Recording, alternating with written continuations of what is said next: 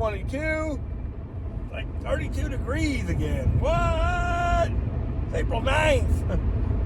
It's supposed to warm up a little bit, but then it's supposed to cool off again.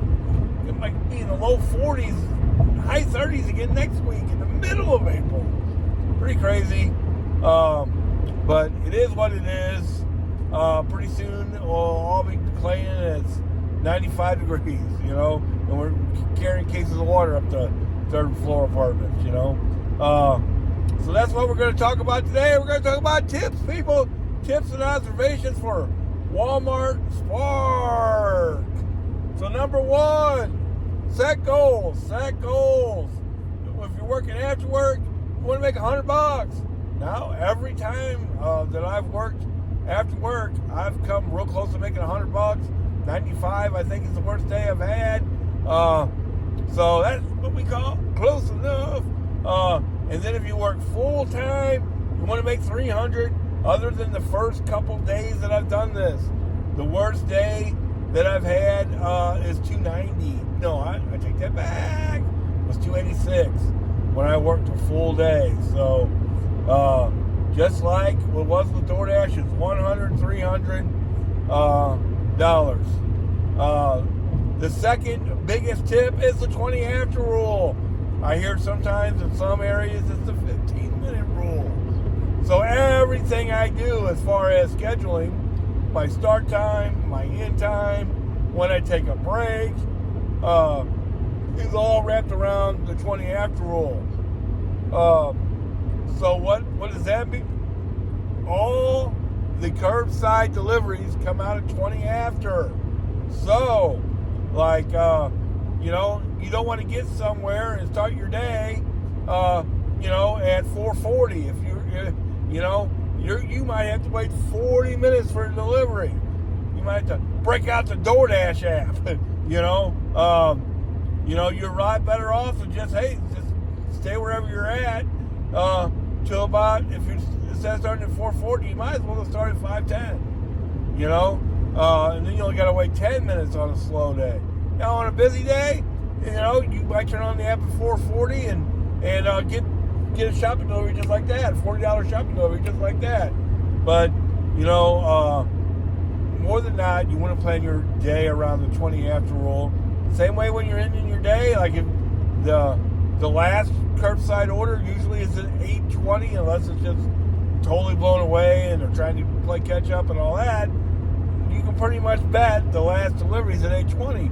So if you're, if you just got your delivery, your 7:45 delivery, and you got it at 7:55, better hustle. You want to have that delivered by 10 after, 15 quarter after at the very latest, because at 20 after 8, it's over, baby, unless it's just really blown away. And I've gotten deliveries after that. But remember, if you get something at 8:20, you can have 20 minutes to pick it up. You can pick it up 5 minutes early. That's another tip on a curbside delivery. Hey, they're going to give that to you at 20 after. And you might be 2 minutes away from the store. It ain't going to help you much, because you get there and let's say you got it at 8 o'clock. I mean at 8:20, and you get to the parked in the curbside section at 8:25. You're still going to have to wait to 8:40 to start that delivery. So, if you got to go to the bathroom, if you want to grab a soda real quick, that's the time to do it. If you want to knock out a quick DoorDash delivery, ice and stuff like that, go ahead and do it then, because you're going to have to wait that 25 minutes anyway. Lately, I've been just taking it easy because I can still meet my goals and not push myself quite so hard. So, blah, blah, blah. So, next tip, the price. As much as it pains me to say, because I want to hate Walmart like everybody else, boy, they're pretty organized, man. Until real organized. Man, they give you the aisle number, they give you the section number, and a big thing is they give you the price. You'll be surprised, like how many different kinds of mayonnaise there is, for instance. And you get there, and there might be everything looks the same, but it's just got a little bitty different part of different kind of sauce, or one of them's sugar free, one of them's fat free, one of them's keto, whatever, blah blah blah, and they all look a lot alike. So if I don't find something like right away, when I go is I start at the first shelf and I just work for the price, and you'll be surprised how many times that's going to help you. The price is a big deal.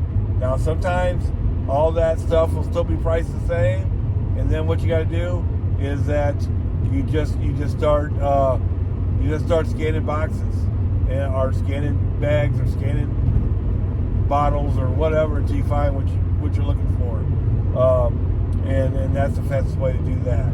So sections, like sometimes you'll see something, aisle A11, section 200. What? There's not 200 sections in this aisle? Are you crazy? No, it's at the end of the aisle. That's what that means. Section 100, section 200, section 300. That means they're at the end of the aisle. Now, what if it's section 46? What? There ain't 46 sections in this aisle? Are you crazy? No, that means it's in the middle, people. It's in the middle. That happens a lot with meat, and of course with produce, and a lot of times with bakery stuff. A lot of times it's in the middle. So if you get a section 46, it's in the middle. Another tip for produce, man, a lot of times it's the stuff that's on sale that they're trying to push. You'd be surprised how many times that you'll find some of the produce that's not in the main sections out there in those sections that are towards the front of the store as you're walking in, that they're trying to push. So keep that in mind. Keep that in mind. So another big tip, even more so than I think with DoorDash, you just gotta keep the faith, baby. I can't count the times already that it's like 4 o'clock in the afternoon. I've made like $150. 5 o'clock in the afternoon, I made $150. How am I gonna make $300? It don't look good. It don't look good. It's like, these numbers aren't adding up. And then I can't count the times. I got a $40 shopping delivery, followed by a $40 shopping delivery, followed by a $30 curbside. All of a sudden, I'm at $260. You just got to keep the faith, man. And the numbers, in my experience, are going to add up in the end, at least here in West St. Louis. So keep the faith. Keep the faith. So, if you can't find something, just ask somebody, man. Just ask somebody. Another tip is, don't press exit the store until you've exited the store. We all see it. It would be so easy for somebody to steal something. No doubt about it. And they're aware of it. Now, most of the time, they leave me alone, because I'm an older fat guy, I guess. They just leave me alone, right? But I see them giving other people that do this a hard time. So just be careful how fast you go through the app when you're checking out. When it says proceed, I wait until I get everything in the cart before I even hit proceed. And then it say, have you exited the store? I'm not going to press that until I'm walking out of the store. That's the kind of stuff that will get you in trouble. Will get the Walmart employees on your back. Because it would be easy to steal stuff. I don't do that. I'm not risking my freedom and all that over Walmart shopping order. and I don't want to get deactivated. I don't. So let's talk about tip baiting a little bit. Let's talk about tip baiting, man. So I've been tip baited now. I had a lady. It was a $34 delivery. I ended up making either 8 or 12. Not sure exactly how much I ended up making on that. Hey, if you want to do that, do that. But it's kind of stupid. This lady, boy, she has some cojones. She has some cojones. She came out of the house while I was delivering, I guess, this emergency belt that she needed, that she was willing to lie, cheat, and steal to get, was so important that she came out of the house, said hello to me, and then went back in and took my tip away. I had your address, lady. Now, I'm an old man, 56 years old. I'm not into vengeance or nothing. I'm never gonna do nothing. But man, there's crazy people out here. I wouldn't be trusting crazy people with my address if I'm gonna steal from them. Dumb, just dumb. But yeah, if you get an order and it's $30 and it's one item, you might want to consider giving it back. And blame it on the app issue. Blame it on the app issue. Yeah, because that application ain't gonna work. You know what I'm saying? Yeah, that's what I would do. I'm not wasting my time with that stuff. Never again. The other thing, large shopping orders. I've done 50-something items a few times. 4 or 5 times now, probably. They don't scare me a bit. They don't scare me a bit. Give me my $42, baby. Give me my $42. A lot of times it ends up being a higher tip than that. I've done up to 63 items. Don't let that scare you. Don't let that scare you. It ain't nothing but a thing. A lot of times it's going to be canned goods. It's going to be eight canned goods. That's 8 items. So don't let that scare you.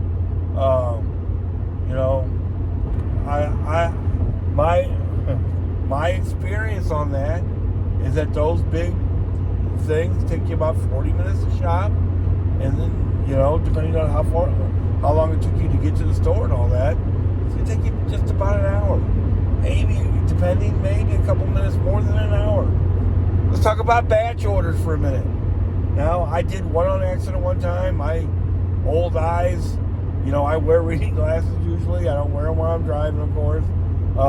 It looked like one order, but it ended up being 10. And I did that first batch order on accident. I don't like to unassign stuff. Even with DoorDash, I don't like to unassign stuff. So I just knocked it out, and it paid over $30, and it took me about an hour and 10 minutes. Okay? Now, the 2 batch orders that I've done on purpose, one was $35, and it was 17 miles. It was 7 orders. Took me right at an hour. Then I did a $38 one, and it took me about an hour and 10 minutes. Do I think that's worth doing? Yeah. On a slower day. Now, if you're looking at batch orders, it's obviously a slower day, right? You're looking for something to do, right? So I like I'd rather do that than do an $8 DoorDash order. So on slower days, I'll look at those first come, first serve orders a little bit different. Like, maybe I'll do that one. Now that's when you're working a full day. If you're working part time, it'd be tough to do one of those. Because of the time constraints.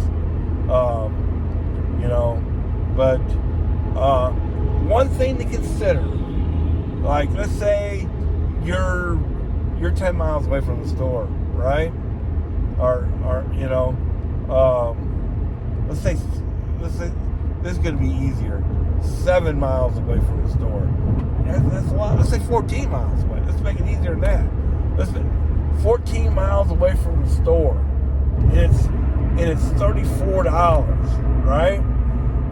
For 7 miles to deliver, right?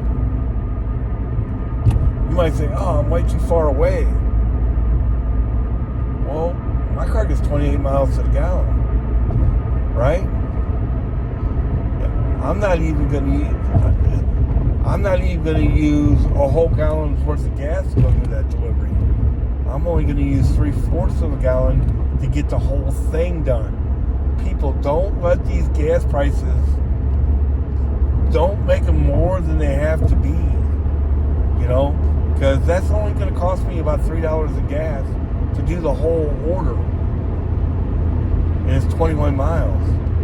Don't be careful with the distance, and it's more about, can you get it done in an hour than it is the gas, guys, and the distance.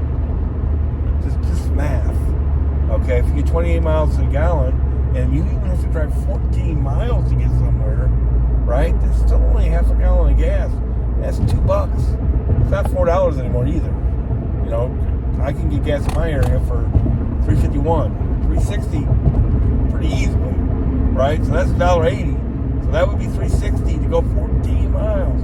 So, okay, so that's highway and city.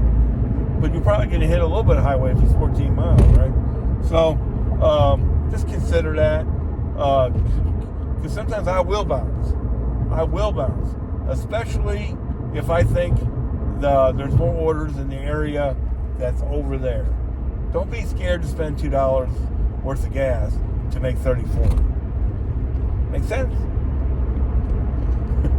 Yeah, I think people put way too much emphasis on the gas thing, and that goes for Walmart, Spark, DoorDash, whatever. I do think I know that you spend less gas and get better gas mileage with Spark than you do DoorDash. How do I know that? Because my mile per gallon average has gone up a half a gallon since I started doing Walmart Spark. It's that simple. So, those are some tips, some observations.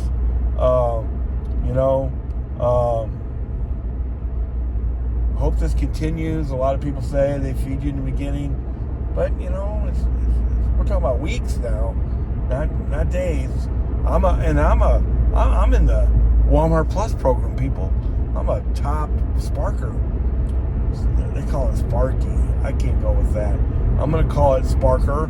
I'm a top Sparker. Thank you very much.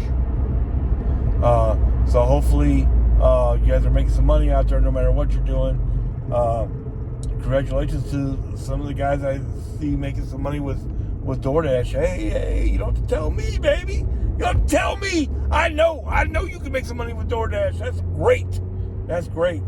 The one guy has been one of my biggest supporters in making that bank.